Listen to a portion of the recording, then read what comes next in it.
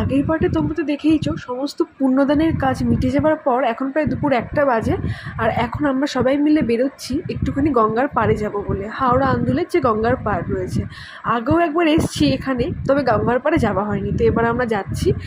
এরা যে দেখছো গুড্ডু, তুতুল, বিল্টুদা, এরা সবাই কিন্তু আমার দেওর ভাসুর, বাট নামেই দেওর ভাসুর, সবাই আমার বন্ধু। তো যাই হোক, আমরা এসে গেছি দেখো গঙ্গার পাড়ে, কি সুন্দর লাগছে, কি যে সুন্দর হাওয়া দিচ্ছিল।